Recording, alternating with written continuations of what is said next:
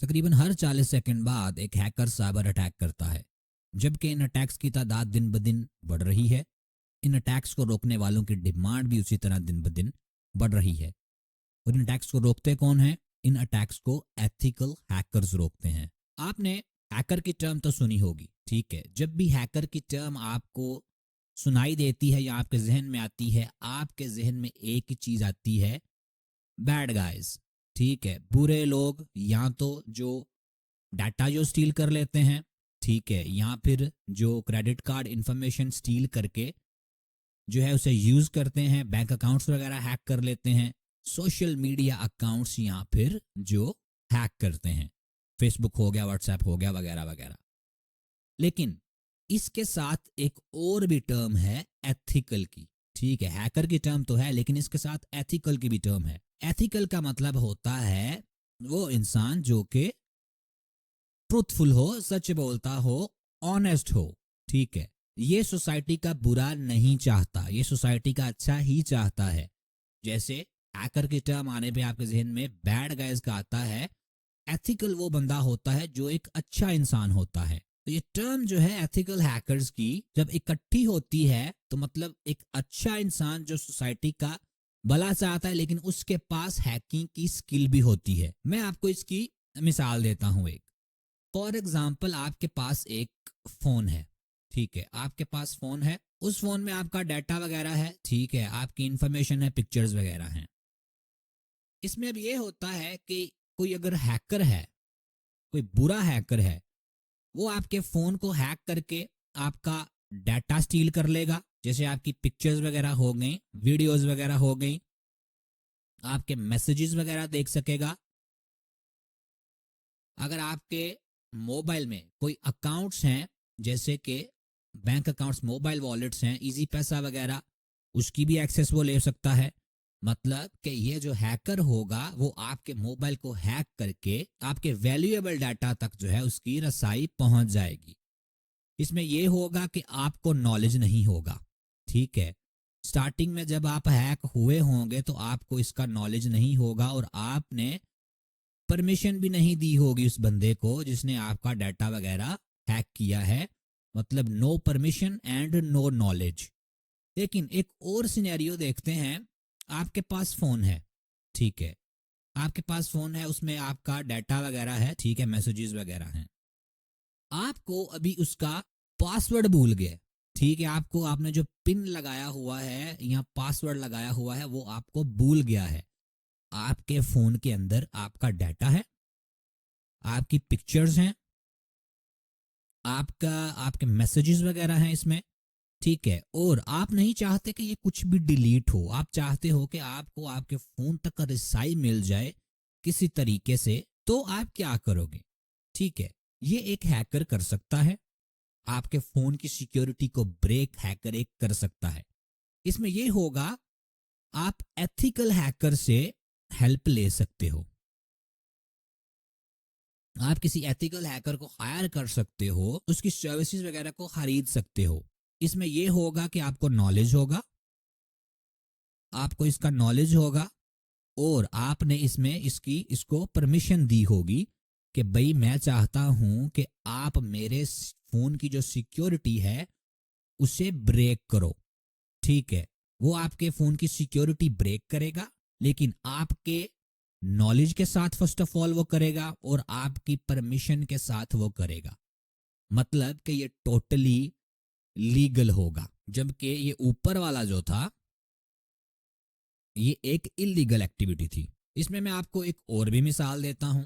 For example, एक भाईजान website है, ठीक है, एक वेबसाइट है। फॉर एग्जाम्पल हम मान लेते हैं कि ये फेसबुक है, ठीक है। अब एक बुरा इंसान है, एक बैड गाय है, ठीक है, एक बुरा बैड गाय या फिर बैड हैकर है। वो इस वेबसाइट में उसे कोई वीकनेस मिलती है, किसी साइड से उसे कोई वीकनेस मिलती है जिसकी मदद से वो इस वेबसाइट के अंदर जो है वो दाखिल हो सकता है। मैं जब इस पे अकाउंट बनाता हूं तो मेरा ईमेल होता है इस वेबसाइट के पास, ठीक है, ये फेसबुक मैंने सिर्फ एग्जांपल ली है। मेरा पासवर्ड होता है इसके पास, ठीक है, और इन सम केसेस कुछ वेबसाइट्स होती हैं कि जिसमें आपके क्रेडिट कार्ड या डेबिट कार्ड की डिटेल्स भी मौजूद होती हैं। ये जो हैकर होगा, ये जब हैक करेगा, इसके पास, ठीक है, डाटा होगा वेबसाइट का। फर्स्ट ऑफ ऑल जो बैक एंड पे सर्वर्स वगैरह रन हो रहे होते हैं उसकी सारी इंफॉर्मेशन होगी। हर एक यूजर का ईमेल होगा इसके पास, हर एक यूजर का जो है इसके पास पासवर्ड होगा। किसी वेबसाइट में लाखों करोड़ों अकाउंट होते हैं, अगर हैकर कोई उस वेबसाइट में एंटर हो जाता है तो उसके पास वो सारी इंफॉर्मेशन जो है वो आ जाती है, वो एक्सेस कर सकता है। अब आगे ये जो चीजें हैं वो आगे सेल भी कर सकता है, या फिर वो खुद भी इन्हें यूज कर सकता है, या फिर वो इन सारी चीजों को जो है वो डैमेज भी कर सकता है, मतलब सारी चीजों को डिलीट भी कर सकता है और वेबसाइट पे कुछ भी नहीं रहेगा। अभी एक और सिनेरियो में, एक वेबसाइट है, कोई भी वेबसाइट ये हो सकती है, उसमें डाटा है। वेबसाइट का जो ओनर होगा वो हायर करेगा एथिकल हैकर को, ठीक है, वो हायर करेगा एक अच्छे हैकर को और उसे बोलेगा कि भाई मेरी ये जो वेबसाइट है इसको तुम सिक्योर करो। सिक्योर किससे करना है? सिक्योर इस बैड गाय से करना है, ताकि मेरी वेबसाइट इतनी सिक्योर हो, अगर कोई बुरा हैकर जो है वो हमारी वेबसाइट को विजिट करता है उसे कोई वीकनेस ना मिले, ठीक है, क्योंकि हर वेबसाइट में कोई ना कोई वीकनेस होती है जब तक उसे सिक्योर नहीं किया जाता।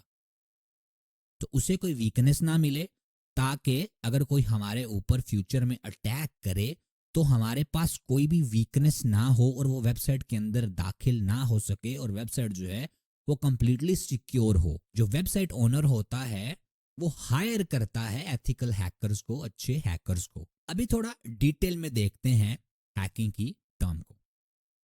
ओरिजिन इसका क्या है, ये शुरू कहां से हुआ है? तो हैकिंग की जो टर्म है वो ओरिजिनेट हुई है MIT यूनिवर्सिटी से, ठीक है। MIT यूनिवर्सिटी है अमेरिका में। 1960 में जो है 1960s में जो है ये टर्म ओरिजिनेट हुई थी वहां पर पहली दफा। इनिशियली जो है इसका मतलब ये था कि वो इंडिविजुअल्स जो कंप्यूटर टेक्नोलॉजी को एक्सप्लोर करने में इंटरेस्टेड हैं। आप अगर कंप्यूटर को यूज करते हैं, मे बी आप यूट्यूब देखते हो, मे बी आप कोई मूवी देख लेते हो या थोड़ा बहुत काम कर लेते होंगे, ठीक है, लेकिन ये वो लोग थे जो कंप्यूटर टेक्नोलॉजी को एक्सप्लोर कर रहे थे, ये सॉफ्टवेयर को इम्प्रूव करना चाहते थे, ये देख रहे थे कि भाई सॉफ्टवेयर में लूप होल्स कहाँ पर हैं, ठीक है, कहाँ पर ये सॉफ्टवेयर वीक है, इसे कैसे इम्प्रूव किया जा सकता है। लेकिन जैसे जैसे हैकिंग की जो टेक्निक्स वगैरह हैं वो आम होती गई, इंटरनेट आया, सबको पता लगने लगा, तो सारे लोग अच्छे जो है वो नहीं रहे, बुरे लोग भी इसमें शामिल होने लगे। बुरे लोगों के पास भी इसका नॉलेज आने लगा हैकिंग का, और वो गलत काम करने लगे। इसीलिए हैकिंग की जो अब टर्म यूज होती है वो नेगेटिव वे में ली जाती है। आज हैकर्स जो हैं वो ब्रॉडली कैटेगराइज हैं दो कैटेगरीज में, एथिकल हैकर्स और black hat hackers. Ethical hackers को व्हाइट हैट हैकर्स भी बोला जाता है। हैकर्स की बहुत सारी टाइप्स हैं, लेकिन मेनली इनकी जो टाइप्स हैं वो तीन ही हैं: black hat hackers, white hat hackers जिन्हें एथिकल हैकर्स भी बोला जाता है, और grey hat hackers. Black hat hackers कौन से होते हैं ये देखते हैं। ब्लैक हैट हैकर्स जो होते हैं ये अनऑथोराइज्ड एक्सेस लेने में इंटरेस्टेड होते हैं, ठीक है, अनऑथोराइज्ड एक्सेस। अब इसका क्या मतलब है? अनऑथोराइज्ड एक्सेस का मतलब है कि जिसमें परमिशन ना हो यूजर की, ठीक है, जिसमें यूजर की परमिशन ना हो। अगर मेरा फोन है तो मेरी परमिशन के बगैर अगर कोई हैकर उसमें आता है तो वो अनऑथोराइज्ड एक्सेस होगी, वो ऑथोराइज्ड एक्सेस नहीं होगी। और सिर्फ फोन की ही बात नहीं, सिस्टम्स हो गए, नेटवर्क्स हो गए, डाटा हो गया। ब्लैक हैट हैकर जो होते हैं इनकी अनऑथोराइज्ड एक्सेस लेते हैं यूजर की परमिशन के बगैर। उसके बाद इनकी जो इंटेंट होती है, इंटेंशन जो होती है इनकी, वो मलिशियस होती है, मतलब बुरी होती है। वो एक्सप्लॉइट करते हैं, एंटर होते हैं डिवाइसेस में, सिस्टम्स में मलिशियस पर्पसेस के लिए, जैसे कि डाटा को स्टील करने के लिए, सेंसिटिव इंफॉर्मेशन को स्टील करने के लिए, सर्विसेज को रोकने के लिए, या फिर डैमेज करने के लिए सिस्टम को, नेटवर्क को, या फिर किसी डिवाइस को। मतलब कि इनकी इंटेंशंस अच्छी नहीं होती। उसके बाद ये इलीगल एक्टिविटीज करते हैं, इनकी जो एक्टिविटीज़ होती हैं वो पर्सनल गेन के लिए होती हैं, चाहे इन्हें पैसे चाहिए होते हैं या ये केओस कॉज करते हैं। फॉर एग्जांपल अगले बंदे को डिस्टर्ब करने के लिए उसकी सर्विसेज वगैरह को डाउन कर देते हैं, रिमूव कर देते हैं, डैमेज कर देते हैं। एंड इन मोस्ट केसेस ये ब्लैकमेल भी करते हैं। फॉर एग्जांपल किसी की पिक्चर्स वगैरह को अनऑथोराइज एक्सेस करके ये उस बंदे को ब्लैकमेल भी करते हैं, या फिर कोई डाटा इनके पास जो सेंसिटिव हो उसकी मदद से उस बंदे को ब्लैकमेल करते हैं। इनकी स्पेसिफिक ऑब्जेक्टिव्स होती हैं जो कि इनके पर्सनल गेन के लिए होती हैं। उसके बाद इनके पास टेक्निकल एक्सपर्टीज होती हैं। ठीक है, ये कोई नॉर्मल हैकर्स नहीं होते, और भी बहुत सारी एग्जाम्स होती हैं हैकर्स की जिन्हें इतना नॉलेज नहीं होता, लेकिन जो ब्लैक हैट हैकर्स होते हैं वो एक्सपर्ट होते हैं। उनके पास एडवांस टेक्निकल स्किल्स होती हैं। ठीक है, उनके पास प्रोग्रामिंग का नॉलेज भी होता है, वो वीकनेसेस वगैरह को एक्सप्लॉइट करना भी जानते हैं। एंड ये मत सोचिएगा कि ये वो लोग होते हैं जो यूट्यूब से ट्यूटोरियल्स वगैरह देख के आगे बढ़ते हैं। इनके पास बहुत ज़्यादा नॉलेज होता है। ये अपने ट्रैक्स जो हैं वो रिमूव करना भी जानते हैं। फॉर एग्जांपल इन्होंने किसी वेबसाइट को हैक किया है तो ये अपने ट्रैक्स को कवर कर सकते हैं। उस वेबसाइट ओनर को नहीं पता होगा कि किसने हैक किया है, क्योंकि ये अपने ट्रैक्स पीछे नहीं छोड़ते। एंड समटाइम्स अथॉरिटीज को भी इसकी इंफॉर्मेशन नहीं होती। अगर कोई इन्हें ट्रैक करने की कोशिश करता है तो ये ट्रैक नहीं होते। ज़्यादातर ब्लैक हैट हैकर जो हैं वो हो जाते हैं ट्रैक, क्योंकि जो एक चोर होता है वो पीछे कुछ ना कुछ ऐसा छोड़ देता है जिसकी मदद से उस तक पहुंचा जा सकता है। तो मोस्ट केसेस में ये ट्रैक हो जाते हैं, लेकिन ये पूरी कोशिश करते हैं कि इनके जो ट्रैक्स हैं उन्हें ये रिमूव कर दे, पीछे ये कुछ छोड़े ना। उसके बाद आते हैं हमारे पास व्हाइट हैट हैकर्स। अभी व्हाइट हैट हैकर्स जो होते हैं वो एथिकल गार्डियंस होते हैं। ठीक है, वो अच्छे लोग होते हैं। ये अपनी स्किल्स को यूज करते हैं डिफेंड करने के लिए, प्रोटेक्ट करने के लिए साइबर अटैक्स के अगेंस्ट। या अपने आप को हो सकता है ये प्रोटेक्ट कर रहे हैं, डिफेंड कर रहे हैं, या किसी बिजनेस को कर रहे हैं, या किसी कंपनी को जिसके लिए वर्क कर रहे हैं, या फिर इन जनरल ये साइबर स्पेस को जो है वो सिक्योर करना चाहते हैं। उसके बाद ये लीगल अप्रोच लेते हैं। ठीक है, ये इलीगल अप्रोच नहीं लेते। इनकी अप्रोच जो होती है वो बिल्कुल लीगल होती है। ये विद इन लॉ में रह के जो है जो भी करते हैं और परमिशन के साथ करते हैं, टेस्ट करते हैं ये सिस्टम्स को, सिक्योरिटी वगैरह को, और उसे इम्प्रूव करते हैं। मतलब इनका जो मोटिव होता है वो गलत नहीं होता, ये बुरे लोग नहीं होते। इनका मेन एम ये होता है कि इससे पहले कि कोई मलिशियस हैकर जो है वो किसी वीकनेस को जो है वो एक्सप्लॉइट करे, ये उसे फिक्स कर दें। ठीक है, अगर कोई कमजोरी है किसी सिस्टम में, किसी वेबसाइट में, किसी डिवाइस में, तो इनकी कोशिश ये होती है कि इससे पहले कि कोई बुरा हैकर जो है इसे एक्सप्लॉइट करे, इसके अंदर दाखिल होकर नुकसान पहुंचाए, इससे पहले ही इसकी वीकनेस को जो है वो आइडेंटिफाई किया जाए और फिक्स किया जाए। उसके बाद ये भी टेक्निकल एक्सपर्ट्स होते हैं। ये ना सोचिएगा कि जो ब्लैक हैट हैकर्स होते हैं उनका नॉलेज बहुत ज़्यादा होता है, वो बहुत ज़्यादा एक्सपर्ट होते हैं। एक चीज़ आपने याद रखनी है, एथिकल हैकर्स जो होते हैं उनका skill set black hat hackers जैसा ही होता है। मोटिव डिफरेंट हो सकता है, क्योंकि ब्लैक हैट हैकर जो होता है वो अपने पर्सनल गेन के लिए करता है और नुकसान पहुंचाता है, लेकिन एथिकल हैकर जो होते हैं वो अपने पर्सनल गेन के लिए तो करते हैं उस तरह नहीं, लेकिन वो फॉर एग्जांपल परमिशन से करते हैं। किसी कंपनी ने उन्हें हायर किया है, पर्सनल गेन तो उनका होता है कि भाई उन्हें भी पैसे मिले, लेकिन वो सब कुछ लॉ के अंदर रह के करते हैं। तो स्किल सेट जो है इन दोनों का सेम होता है। स्किल सेट में इन दोनों के में कोई डिफरेंस नहीं होता, इन दोनों की स्किल्स सेम होती हैं। ये वनरेबिलिटीज को जो है वो अंडरस्टैंड करते हैं, उन्हें फिक्स करना जानते हैं। इनके पास जो है वो प्रोग्रामिंग स्किल्स भी होती हैं और इनके पास एडवांस नॉलेज होता है हैकिंग का। ये ऑफन कोलैबोरेट करते हैं ऑर्गेनाइजेशंस के साथ। ठीक है, अपना नॉलेज शेयर करते हैं, ये एजुकेट करते हैं दूसरों को हैकिंग के बारे में। ठीक है, ये टीच भी करते हैं हैकिंग वगैरह, और ये इन जनरल सोसाइटी का भला ही चाहते हैं। इसके बाद एक और आती है टाइप हैकिंग की, हैकर्स की सॉरी, ग्रे हैट हैकर्स।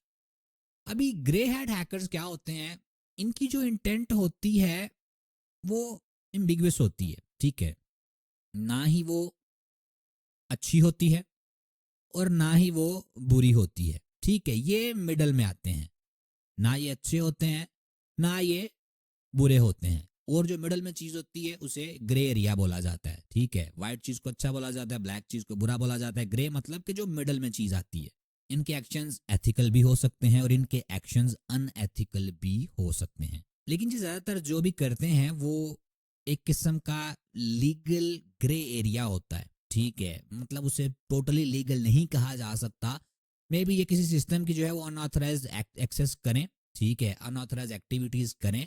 लेकिन फॉर एग्जाम्पल एक वेबसाइट है और उसके अंदर एक वनरेबिलिटी है, ठीक है, जिसकी मदद से जो हैकर है उसके अंदर दाखिल हो सकता है।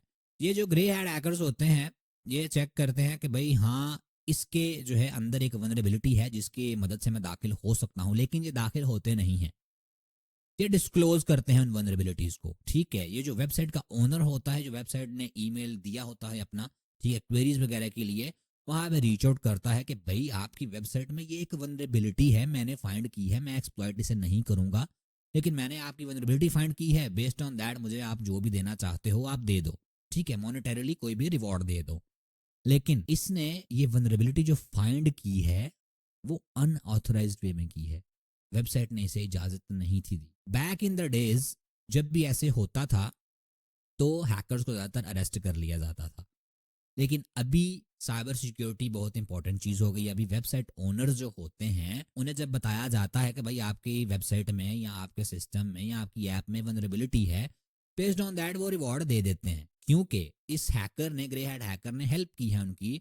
क्योंकि जो बुरा हैकर होगा वो डायरेक्टली एक्सप्लॉइट करेगा, वो डायरेक्टली सिस्टम के अंदर दाखिल होकर डैमेज कर देगा, लेकिन इसने कुछ किया नहीं, तो कंपनीज खुश होती हैं और कंपनीज रिवॉर्ड दे देती हैं। लेकिन फिर भी आपको एडवाइस नहीं दी जाएगी कि आप जो है जाके किसी भी वेबसाइट को स्कैन करके उसमें वनरेबिलिटीज देखना शुरू कर दें।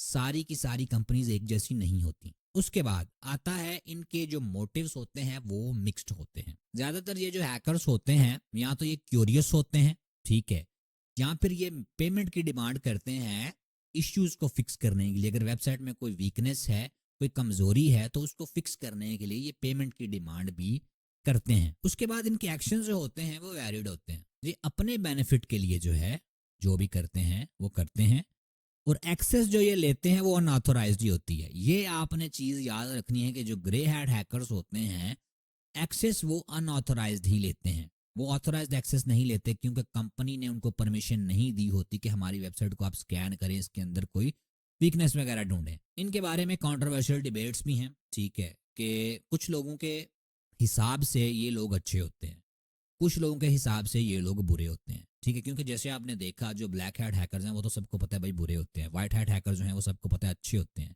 लेकिन इनके बारे में कुछ लोगों की राय एक है, कुछ लोगों की राय एक है, तो ये मिडिल ग्राउंड में आते हैं। और एक चीज का आपको पता ही होगा, जो हैकर्स होते हैं, बुरे हैकर्स होते हैं, वो वायरस वगैरह की मदद से सिस्टम के अंदर दाखिल होते हैं, सिस्टम का डाटा वगैरह जो है वो डैमेज करते हैं। वायरस के बारे में ज़्यादातर लोगों को पता ही होगा, चाहे आपको साइबर सिक्योरिटी का नॉलेज है, एथिकल हैकिंग नॉलेज है या नहीं। तो चलें उसे डिस्कस करते हैं। मालवेयर, वायरस का तो आपको पता होगा, ठीक है, वायरस बहुत ही वाइडली यूज्ड टर्म है, ठीक है, ये जो कंप्यूटर वायरस होता है ज़्यादा लोगों को पता होता है क्या है। मालवेयर का शायद आपको पता ना हो। मालवेयर जो है वो लफ्ज़ दो लफ्ज़ों से निकला है, मलिशियस सॉफ्टवेयर। सॉफ्टवेयर आपने यूज़ किया होगा, फोटोशॉप एक सॉफ्टवेयर है, वो एक अच्छे काम के लिए यूज़ किया जाता है, फोटो की मैनिपुलेशन वगैरह की जाती है। मैं अभी पावर पॉइंट यूज़ कर रहा हूँ ये स्लाइड्स के लिए, तो ये एक अच्छा सॉफ्टवेयर। लेकिन जो मलिशियस सॉफ्टवेयर होता है वो बुरे इंटेंशन के लिए यूज़ किया जाता है, वो सॉफ्टवेयर डैमेज कॉज करता है, नुकसान पहुंचाता है।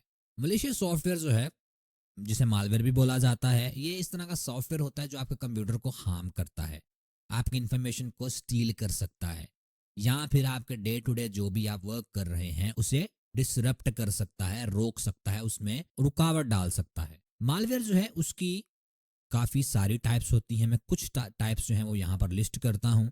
Virus, worm, trojan horse, ransomware and spyware. Virus को देखते हैं कि वायरस किस तरह वर्क करता है। वायरस जो होता है वो सेल्फ रेप्लिकेटिंग होता है। सेल्फ रेप्लिकेटिंग मींस ये अपने आप को कॉपी कर सकता है और स्प्रेड कर सकता है सिस्टम के अंदर या फिर दूसरे सिस्टम्स के अंदर जो कि नेटवर्क पर कनेक्टेड हैं। नेटवर्क पे कनेक्टेड सिस्टम का मतलब ये होता है, फॉर एग्जांपल आपके घर में भाई एक राउटर लगा हुआ है, उसके साथ आपका पीसी कनेक्टेड है, उसके साथ आपका मोबाइल फ़ोन कनेक्टेड है, उसके साथ आपके भाई का भी कंप्यूटर कनेक्टेड है, उसके साथ आपके भाई का जो है वो फ़ोन भी कनेक्टेड है। तो ये एक नेटवर्क है, ठीक है, ये एक नेटवर्क होता है जिसके साथ अलग अलग सिस्टम्स कनेक्टेड हैं। अगर आपके कोई नेबर हैं, ठीक है, उनके घर में भी एक राउटर लगा हुआ है, उनके साथ भी सिस्टम वगैरह कनेक्टेड हैं, तो वो नेटवर्क में नहीं आएगा, वो आएगा इंटरनेट में। ठीक है, वो इंटरनेट में आएगा, वो नेटवर्क नहीं होगा, वो इंटरनेटवर्किंग होगी, इंटरनेट होगा वो। लेकिन one thing that you should know कि उनका वो नेटवर्क ही है, उनका इंटरनेट नहीं। अगर आपका नेटवर्क उनके साथ बात करता है तो उसे इंटरनेट बोला जाता है। तो वायरस जो होता है वो स्प्रेड कर सकता है सिस्टम्स में और दूसरे कंप्यूटर्स में जो कि नेटवर्क पे कनेक्टेड होते हैं। इसकी जो इंटेंट होती है, इंटेंशन होती है, वो मलिशियस होती है। ठीक है, ये हार्म को कॉज करना चाहते हैं, ऑपरेशंस को डिसरप्ट करना चाहते हैं। फॉर एग्जांपल, अगर आप पावर पॉइंट यूज़ करते हैं किसी वर्क के लिए, आपका पावर पॉइंट ओपन ही नहीं होगा। ठीक है, अगर वो आपके सिस्टम में वायरस आ जाता है तो आपके जो डे टू डे ऑपरेशंस होंगे और डिसरप्ट हो जाएंगे। ठीक है, ये डाटा भी स्टील किया जा सकता है वायरस की मदद से। हैकर्स जो होते हैं वो वायरस की मदद से डाटा भी स्टील करते हैं। ये अनऑथराइज्ड एक्सेस लेने के लिए भी यूज होता है, यूजर की या विक्टिम की। उसके बाद इसके स्प्रेड मैकेनिज्म जो होता है वो इस तरह होता है कि ये इन्फेक्टेड फाइल्स के थ्रू जो है वो स्प्रेड होता है। फॉर एग्जांपल, आपके पास एक फोल्डर है, उसमें एक फाइल है, ठीक है, उसमें एक और भी फाइल है और एक और 4 फाइल्स हैं। ठीक है, ये वाली जो फाइल है इसके साथ वायरस है। अगर आप इस फाइल को ओपन करते हो तो चांसेस है कि ये वाली फाइल इनको भी जो है वो इन्फेक्ट कर दे, इनके साथ भी जो वायरस है वो आ जाए। और ये जो फाइल्स हैं वो कहाँ पर हैं? ठीक है, ये एक फोल्डर सा बना हुआ है, एक और फोल्डर है, एक और फोल्डर है, क्योंकि ये जो फोल्डर्स हैं ये अलग एक डायरेक्टरी में, फॉर एग्जांपल आपकी डी ड्राइव में हो सकता है या फिर आपकी सी ड्राइव में ये फोल्डर हो सकते हैं। अगर इस फोल्डर में ये 3 फाइल्स हैं, ठीक है, 4 फाइल्स हैं, एक के साथ वायरस है, आप ओपन करते हैं, वो इनको इफेक्ट कर सकता है। मतलब कि ये जो फोल्डर होगा इन्फेक्ट हो जाएगा। और ये फोल्डर, इस डायरेक्टरी में और भी फोल्डर्स हैं, तो ये फोल्डर्स भी इन्फेक्ट हो सकते हैं इसकी मदद से। ये ईमेल्स के थ्रू भी जो है वो स्प्रेड होता है। ठीक है, फॉर एग्जांपल आपको एक ईमेल आया है, उसमें ये है कि एक पीडीएफ है, इनवॉइस आई है, आप उसे ओपन करते हो तो फिर भी आपका सिस्टम जो है वो इन्फेक्ट हो सकता है। आपको शायद ये पता हो कि नॉलेज हो आपको कि फाइल वगैरह ओपन नहीं करनी, लेकिन ये जो हैकर्स होते हैं इतने बेवकूफ़ नहीं होते। ठीक है, हैकर्स जो होते हैं वो दिमाग से काम लेते हैं। वो आपको शायद इस तरह का ईमेल भेजें कि भाई आपने ये चीज़ ऑर्डर की थी, ये आपको इनवॉइस जो है वो भेजी गई है, आपके पैसे जो है वो काटे जा रहे हैं, आप अपनी इनवॉइस चेक कर लो, आप देख लो आपने क्या चीज़ ली है। ठीक है, उस वक्त बंदे को साइबर सिक्योरिटी का नॉलेज उसके जहन में नहीं आता कि मुझे साइबर सिक्योरिटी का पता है, ये वायरस भी होता है। बंदा देखता है कि अच्छा यार मैंने क्या चीज़ ली थी, ठीक है, मैं देखता हूँ इनवॉइस देखता हूँ मैंने क्या चीज़ ली है। लेकिन वो जो पीडीएफ होती है, वो जो फाइल होती है, जब आप ओपन करते हो तो आपका सिस्टम जो होता है वो वायरस के साथ इन्फेक्ट हो जाता है। उसके बाद वायरस की डिफरेंट टाइप्स होती हैं। ठीक है, जैसे आपको फाइल्स के बारे में बताया, ये फाइल्स को भी टारगेट कर सकता है, ये बूट सेक्टर्स को भी टारगेट कर सकता है, ये डॉक्यूमेंट्स को भी टारगेट कर सकता है। बूट सेक्टर जो होता है वो नॉर्मल फाइल से डिफरेंट होता है। फॉर एग्जांपल, आपकी जो नॉर्मल फाइल्स होती हैं वो आपके विंडोज़ के ऑपरेटिंग, जो भी आपको सिस्टम यूज़ कर रहे हैं, ठीक है, विंडोज़ के ऑपरेटिंग सिस्टम में होती हैं। आपकी अगर विंडो उड़ जाती है तो आपके सिस्टम में लाइनें आने लग जाती हैं। ठीक है, अगर आपको पढ़ना नहीं आता तो आपका यही होगा कि लाइनें आ रही हैं भाई, ठीक है, ये पता नहीं क्या कह रही हैं। लेकिन ये जो लाइनें होती हैं, अगर आपके सिस्टम में विंडो ना भी हो तो फिर भी ये किस तरह आती हैं? ये फर्मवेयर में होता है। ठीक है, आपका जो सिस्टम होता है उसके फर्मवेयर में ये चीज़ें डिज़ाइन की गई होती हैं, वहाँ पर रिटर्न होती हैं। तो बूट सेक्टर जो होता है, विंडो में बूट करवाने के लिए जो चीज़ें यूज़ होती हैं, जो मैकेनिज्म बैक एंड में यूज़ होता है, वो बूट सेक्टर एक किस्म का होता है। तो वायरस जो है ज़रूरी नहीं कि आपकी विंडोज़ में हो, ठीक है, ये भी हो सकता है कि आपके बूट सेक्टर में वायरस आ गया हो, क्योंकि नॉर्मल जो वायरस होगा अगर आप विंडो न्यू करेंगे तो वो तो रिमूव हो जाएगा। ठीक है, लेकिन बूट सेक्टर वाला वायरस जो होता है वो इस तरह रिमूव नहीं होता। तो इसकी अलग अलग टाइप्स होती हैं वायरस की। वायरस को प्रिवेंट करने के लिए आप जो है वो एंटीवायरस भी यूज़ कर सकते हो। मैं जो एंटीवायरस आपको रेकमेंड करूँगा वो है बिट डिफेंडर। बिट डिफेंडर आप यूज़ कर सकते हो, मैंने और कोई भी यूज़ नहीं, मेरा बाकियों के साथ एक्सपीरियंस अच्छा नहीं रहा, मैं बिट डिफेंडर ही यूज़ करता हूँ। आप जो है वो अपने एंटीवायरस को अपडेट करके रखो, ठीक है, और कॉशियस बिहेवियर जो है वो अपना के रखो अपना, कि आपको वायरस जो है वो आपके सिस्टम में एंटर ना हो। ये ना हो कि आप कुछ भी डाउनलोड करते फिरें, ठीक है, जो भी आपके सामने आ रहा हो, इसी तरह जो है वो आपके सिस्टम जो है वो इन्फेक्ट होता है वायरस के साथ। उसके बाद आता है वॉर्म। वॉर्म क्या होता है? वॉर्म जो होता है वो इंडिपेंडेंटली स्प्रेड होता है नेटवर्क पे, डिवाइसेस पे। इसे वायरस की तरह जो है वो ज़्यादातर इंटरेक्शन नहीं चाहिए होती, ये इंडिपेंडेंट होता है। वायरस में तो ज़्यादातर ये होता है कि आपने फाइल ओपन की है, उस फोल्डर के अंदर अगर और कोई फाइल है तो तब जाके वो होगा, उन्हें इन्फेक्ट करेगा। वॉर्म जो है वो इंडिपेंडेंटली स्प्रेड करता है नेटवर्क के क्रॉस। अगर आपके सिस्टम में वॉर्म आ गया तो हो सकता है विद इन फ्यू मिनट्स वो दूसरे नेटवर्क पे जो सिस्टम्स कनेक्टेड हैं उनमें भी फैल जाए। और सिर्फ वहीं पर नहीं, ये इंटरनेट पे भी फैल सकता है, लोकल एरिया नेटवर्क के बाहर भी ये फैल सकता है। इसमें कोई भी यूजर इंटरेक्शन जो है वो एक्शन जो है वो रिक्वायर्ड नहीं होता। जरूरी नहीं है कि आपने कोई फाइल ओपन की है, आपने कोई प्रोग्राम ओपन किया है तब जाके ये आपके सिस्टम को इन्फेक्ट करेगा। ये विदाउट ह्यूमन इंटरेक्शन फैलता है। उसके बाद ये रैपिड स्प्रेड करता है। ये नमरेस डिवाइसेस को, मतलब ज्यादा जितने भी डिवाइसेस ये इन्फेक्ट कर सकता है, ये क्विकली कर देता है। There was a case back in the day जब एक वॉर्म आया था और उसने लाखों करोड़ों सिस्टम्स को जो है वो इन्फेक्ट कर दिया था विद इन 24 आवर्स। तो ये इंटरनेट पे भी फैल सकता है, ये रैपिडली फैलता है। उसके बाद ये मलिशियस एक्टिविटीज के लिए यूज होता है, ठीक है। ये नेटवर्क को बहुत ज़्यादा स्लो कर सकता है, ये डाटा को स्टील करने के लिए भी यूज होता है, और सिस्टम को डिसरप्ट करने के लिए भी ये यूज होता है। डिसरप्ट मतलब हलर डालना। उसके बाद इसके प्रिवेंशन के लिए आपको फायरवॉल्स जो है वो यूज करने होंगे, ठीक है। सारे एंटीवायरस में फायरवॉल नहीं मौजूद होता, ठीक है। सारे जो एंटीवायरस होते हैं उसमें फायरवॉल वाली जो फैसिलिटी होती है वो मौजूद नहीं होती। तो आप वो देखें जिसमें फायरवॉल वाली फैसिलिटी जो है वो मौजूद है। बिट डिफेंडर टोटल सिक्योरिटी में फायरवॉल भी मौजूद है। अपने सिस्टम्स को जो है वो अपडेट करके रखें, और एक एंटीवायरस जो है वो भी यूज करें वॉर्म को प्रिवेंट करने के लिए। उसके बाद आता है ट्रोजन हॉर्स। ये एक डिसेप्टिव सॉफ्टवेयर होता है, ठीक है। मतलब फॉर एग्जाम्पल आपका सिस्टम थोड़ा स्लो है, आप इंटरनेट पे जाते हो और सर्च करते हो how to make my system fast, ठीक है। ज़्यादातर लोग ऐसे ही करते हैं। उनके पास कुछ वेब पेजेस आते हैं, ठीक है, वो उसमें से एक कोई वेब पेज है वो देखते हैं, उसे ओपन करते हैं, उस पर एक सॉफ्टवेयर होता है इंक्रीज रैम, ठीक है, या इंक्रीज स्पीड वगैरह, ठीक है, इस तरह के सॉफ्टवेयर मौजूद होते हैं, ठीक है। आप वो सॉफ्टवेयर डाउनलोड करते हो, आप देखते हो कि यार मेरी रैम इतनी इंक्रीज हो जाएगी, ठीक है, मैं इन रैम को इंक्रीज करके अपने सिस्टम को फास्ट कर लूंगा।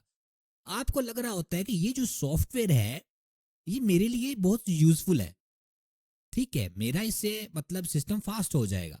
आप उसे डाउनलोड करते हो और आप उसे एक्सिक्यूट करते हो, लेकिन आपको नहीं पता होता कि वो एक यूजफुल सॉफ्टवेयर नहीं बल्कि एक मालवेयर है, ट्रोजन हॉर्स है।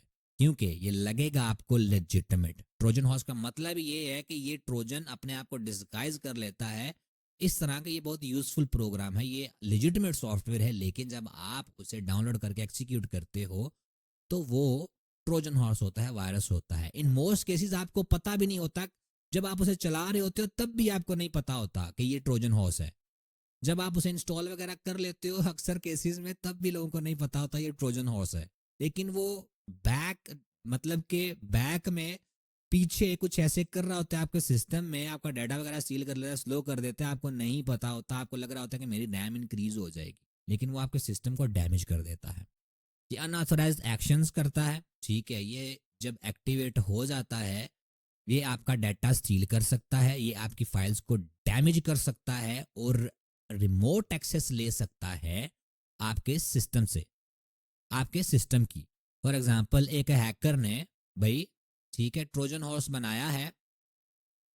ये जो हैकर है इसके पास सिस्टम है, ठीक है, इसके पास सिस्टम है, और आपके पास भी सिस्टम है, यहां पर हो आप, और आपके पास सिस्टम है, आपने इस सॉफ्टवेयर को डाउनलोड किया है रैम को इंक्रीज करने के लिए, ठीक है। रैम को इंक्रीज करने के लिए इसे डाउनलोड किया है, इंस्टॉल कर लिया है, लेकिन इसकी मदद से इंस्टॉल करने के बाद इसके सिस्टम में आपकी एक्सेस आ गई है। ठीक है, ये अपने सिस्टम की मदद से आपके सिस्टम का जो भी डाटा वगैरह है वो ले सकता है, रिमोटली एक्सेस आपके सिस्टम को कर सकता है ये हैकर। उसके बाद ये रेप्लिकेट नहीं करता अपने आप को। ठीक है, जैसे कि जो वायरसेस वगैरह होते हैं, वॉर्म्स वगैरह होते हैं, वो रेप्लिकेट कर देते हैं। अगर आपके पास एक फोल्डर है, उसमें वायरस है एक फाइल में, आप उसे चलाते हो तो दूसरी फाइल्स को भी इन्फेक्ट कर सकता है। ट्रोजन्स जो है वो सेल्फ रेप्लिकेट नहीं करते और यूज़र इंटरेक्शन उसमें रिक्वायर्ड होती है स्प्रेड करने के लिए।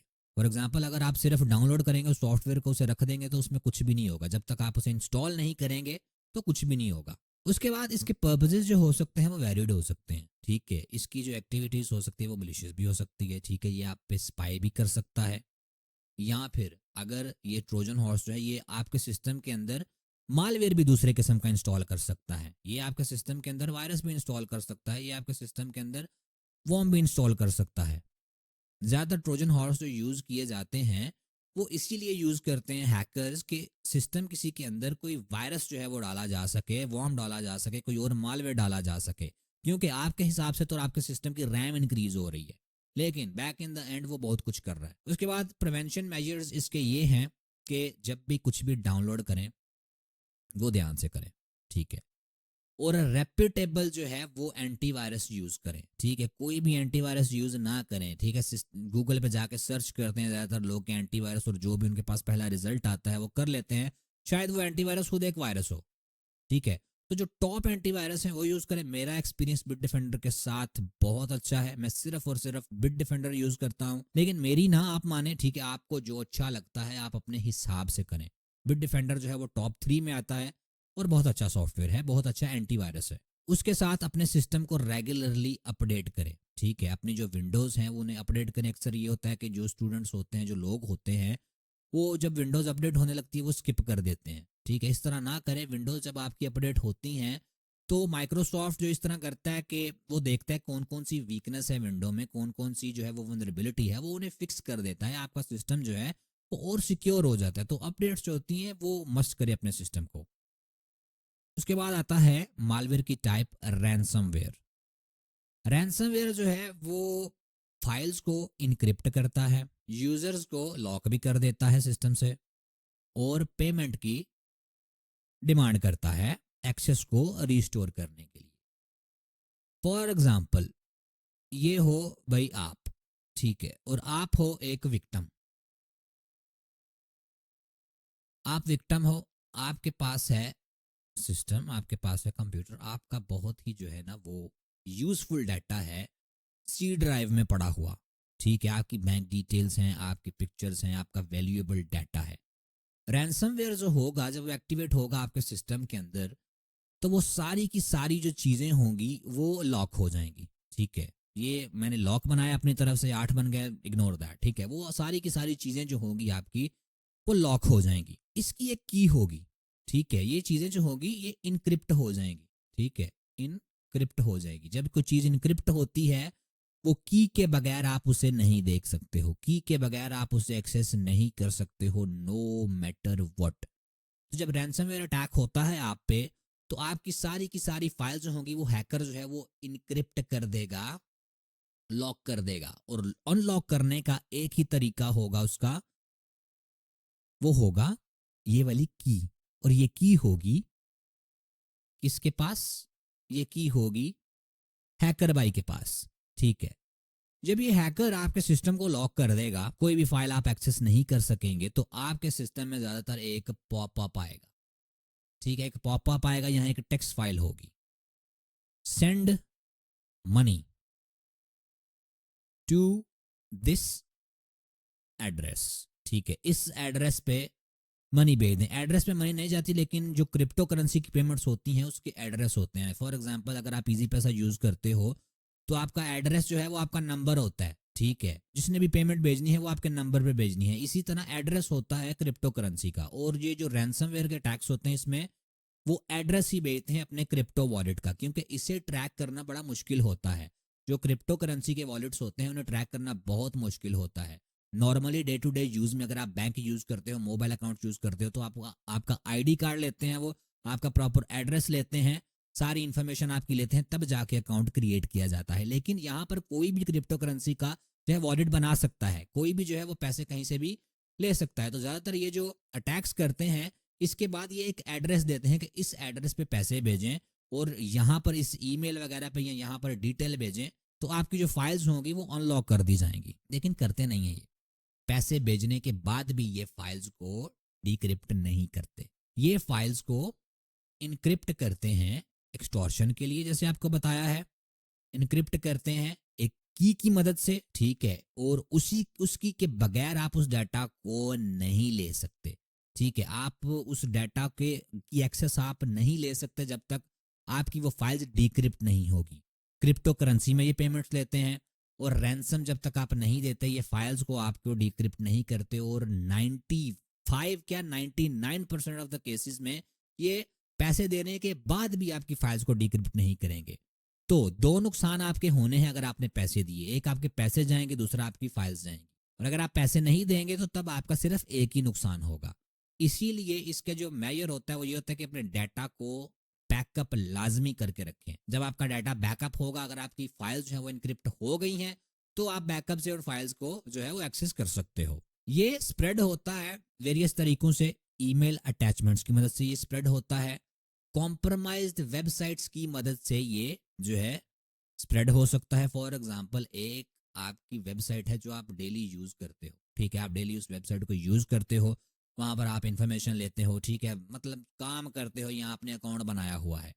अगर वो वेबसाइट हैक हो चुकी है, आपको नहीं पता, आपके हिसाब से वो वेबसाइट बिल्कुल ठीक है और वेबसाइट है भी ठीक, लेकिन हैकर ने हैक कर ली है वो वेबसाइट, अभी वो वेबसाइट उसके कंट्रोल में है, वो उस मदद से, उस वेबसाइट की मदद से आपको हैक कर सकता है, आप पे रैंसमवेयर अटैक जो है वो कर सकता है। उसके बाद इसका बहुत सीरियस इंपैक्ट होता है बिजनेसेस पे, सेंसिटिव डाटा पे, और फाइनेंशियल लॉस भी बहुत ज़्यादा होता है। मे बी आप एक इंडिविजुअल हो, ठीक है, आप एक इंडिविजुअल हो, आपको कोई हैकर जो है वो आप पे रैंसमवेयर अटैक करता है, वो कहता है कि भाई मुझे जो है ना वो $45 आप भेज दो, ठीक है, मुझे $45 आप भेज दो, मैं आपका जो डाटा है वो डिक्रिप्ट कर दूंगा। ज़्यादातर करते नहीं है, लेकिन कोई अगर बड़ा बिजनेस है, ठीक है, तो करोड़ों की मांग करते हैं हैकर्स। हैकर्स जो है वो करोड़ों की मांग करते हैं कि हमें इतने पैसे चाहिए, तब जाके हम आपके जो है ना वो वेबसाइट या सेंसिटिव डाटा जो है उसे छोड़ेंगे या फिर डिक्रिप्ट करेंगे। ऐसे बहुत सारे केसेस जो हैं वो हो चुके हैं,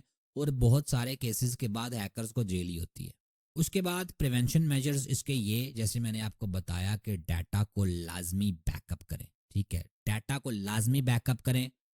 चाहे आप साइबर सिक्योरिटी के सबसे बड़े एक्सपर्ट हो अपने मोहल्ले में, अपनी सिटी में, अपनी कंट्री में, पूरी दुनिया में, फिर भी अपना जो डाटा है वो रेगुलरली बैकअप करें, क्योंकि जब रैंसमवेयर अटैक होगा आप पे तो ज़्यादातर 99% चांसेस ये हैं कि आपका डाटा जो है वो लॉस्ट हो जाएगा, वो डाटा वापस आपका नहीं होगा। दूसरा, सिक्योरिटी सॉफ्टवेयर कोई अच्छा यूज़ करें, जैसे कि बिटडिफेंडर टोटल सिक्योरिटी। अपने सिस्टम को रेगुलरली अपडेट करें, और अगर आपकी कोई कंपनी है तो आप अपने यूजर्स को, आप अपने जो आपके लिए लोग काम कर रहे हैं उनको साइबर सिक्योरिटी का नॉलेज दें, अपने यूजर्स को ट्रेन करें कि किस तरह इन अटैक से बचा जा सकता है। लेकिन आप उन्हें कैसे ट्रेन करेंगे जब आपको खुद नहीं पता होगा? तो पहले खुद ध्यान से जो है वो वेबसाइट्स वगैरह को विजिट करें, कुछ भी डाउनलोड ना करें जो भी आपके सामने आता है। उसके बाद बात आती है स्पाईवेयर की। स्पाईवेयर जो है वो यूज किया जाता है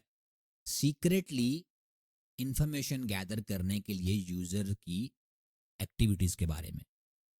ये आपने नोटिस करना है, यहाँ पे देखना है सीक्रेटली। स्पाईवेयर में जो यूजर होता है, जो विक्टिम होता है, उसे नहीं पता होता कि उसकी एक्टिविटीज जो हैं वो गैदर की जा रही हैं। यहाँ जो हैकर है, कीबोर्ड की जो स्ट्रोक्स हैं उसकी लॉग रखता है स्पाईवेयर में, ठीक है। फॉर एग्जांपल, यहाँ पर अगर आप फेसबुक पे गए हैं, यहाँ पर एक फील्ड होती है लॉगिन की, सॉरी ईमेल की, और नीचे वाली फील्ड होती है पासवर्ड की, ठीक है। आप इस पे जो भी टाइप करते हो, आप अपने जो क्रेडेंशियल्स हैं इस पे अपने कीबोर्ड की मदद से टाइप करते हो। अगर आपके सिस्टम के अंदर स्पाईवेयर है तो हैकर आपकी की स्ट्रोक्स देख सकता है। उसके सिस्टम में आपका ईमेल भी लगा होगा, ठीक है, उसके सामने आ रहा होगा ये ईमेल इसने लगाया और ये इसने पासवर्ड लगाया है। या फिर हैकर जो है वो आपका वेबकैम जो है उसे भी स्पाई कर सकता है, आपको नहीं पता, लेकिन वो शायद आपके लैपटॉप से आपको देख रहा हो। इसलिए अभी जो लेटेस्ट जितने भी ज़्यादातर जो लैपटॉप्स आते हैं उनमें एक फिजिकल स्विच होता है। वो फिजिकल स्विच जब ऑफ करते हैं तो जो वेब कैम होता है उस पर करंट जाना बंद हो जाती है, ठीक है, वो वर्क नहीं करता, जो भी हो जाए। उसके बाद ये जो इंस्टॉलेशन होती है इसकी, ठीक है, वो स्टेल्थी होती है। यूज़र को नहीं पता होता कि उसके सिस्टम में जो है वो मालवेयर इंस्टॉल हुआ है। ये फ्री सॉफ्टवेयर की मदद से ज़्यादातर होता है, ठीक है। आपको इंटरनेट पे जो फ्री सॉफ्टवेयर नज़र आते होंगे, जैसे हमने ट्रोजन हॉर्स के एग्जाम्पल में पढ़ा है कि अपनी रैम इंक्रीज करें, ये करें वो करें, और यूज़र जो है वो कुछ भी कर लेते हैं। ज़्यादातर ये उनके लिए भी आता है जो सर्च करते कोई paid software, for example paid software है फोटोशॉप। फोटोशॉप जो है वो पेड सॉफ्टवेयर है, यूज़र सर्च करता है डाउनलोड फोटोशॉप फॉर फ्री, उसके पास पहला जो लिंक आता है वो डाउनलोड करता है, इंस्टॉल करता है, और वो स्पाईवेयर होता है, और उसका कैमरा भी हैकर के पास चला जाता है, देख सकता है वह उसे, और उसकी जो स्ट्रोक्स, कीबोर्ड स्ट्रोक्स होती हैं वो भी देख सकता है, और बहुत कुछ वो देख सकता है। और ये मलिशियस लिंक्स की मदद से भी जो है वो फैल सकता है। तो हर एक लिंक पे क्लिक मत करें। उसके बाद ये क्या क्या ट्रैक कर सकता है, ये ब्राउजिंग हैबिट्स ट्रैक कर सकता है कि आप किस किस वेबसाइट पर गए हो। ये की स्ट्रोक्स ट्रैक कर सकता है कि आप अपने सिस्टम पे जो है वो क्या क्या टाइप कर रहे हो। ये लॉग इन क्रेडेंशियल्स भी ट्रैक कर सकता है। लॉग इन क्रेडेंशियल्स आपका यूज़र नेम पासवर्ड होता है, ठीक है, किसी भी अगर वेबसाइट पे या कुछ भी आपका कहीं पर भी आपने लॉग इन करना होता है तो आपका यूज़र नेम पासवर्ड जो है वो क्रेडेंशियल होते हैं आपके। ये दूसरा सेंसिटिव डाटा जो है वो भी उसकी रसाई भी ले सकता है, ठीक है। फॉर एग्जांपल अगर आपकी पिक्चर्स वगैरह हैं या वीडियोस वगैरह जो भी, ठीक है, जो आपका सेंसिटिव डाटा है, और ये मलिशियस पर्पस के लिए यूज़ किया जा सकता है। उसके बाद इसमें आपकी प्राइवेसी जो होगी वो ज़ीरो हो जाएगी। आपको लग रहा होगा कि आप अपने कमरे में बैठे हो, ठीक है, और आप कुछ कर रहे हो, लेकिन आपका वेबकैम जो होगा स्पाईवेयर की मदद से हैकर के पास होगा, वो देख रहा होगा आपको, आप जो भी टाइप कर रहे हो, जिससे भी बात कर रहे हो, जो भी कर रहे हो उसके बारे में इसे नॉलेज होगा। स्पाईवेयर में ज़रूरी नहीं सिर्फ वेबकैम ही जो है उसकी एक्सेस हो, आपकी माइक्रोफोन की एक्सेस भी उसके पास जा सकती है, ठीक है। वो सुन भी सकता है कि आप क्या बोल रहे हो कमरे में, और ये आपकी आइडेंटिटी को भी चुरा सकता है, और आपको फाइनेंशियल लॉस भी हो सकता है इसकी मदद से। क्योंकि आप अपने सिस्टम में अगर किसी बैंक अकाउंट को लॉगिन वगैरह करते हो या किसी एप्लीकेशन को लॉगिन करते हो तो इसे पता होगा आप किस एप्लीकेशन को लॉगिन कर रहे हो, कैसे लॉगिन कर रहे हो, क्या आपका यूज़र नेम पासवर्ड है। उसके बाद इसके प्रिवेंशन मेजर्स जो हैं उसमें एंटीवायरस सॉफ्टवेयर आता है। एक अच्छा एंटीवायरस सॉफ्टवेयर यूज़ करें। अनट्रस्टेड जो सोर्सेज हैं वहाँ से डाउनलोड करना बंद करें, ठीक है, सिर्फ ट्रस्टेड सोर्सेज से डाउनलोड करें। और अपने सिस्टम को जो है वो रेगुलरली स्कैन करें, हर हफ्ते या हर 14 दिन बाद अपने सिस्टम को रेगुलरली स्कैन करें।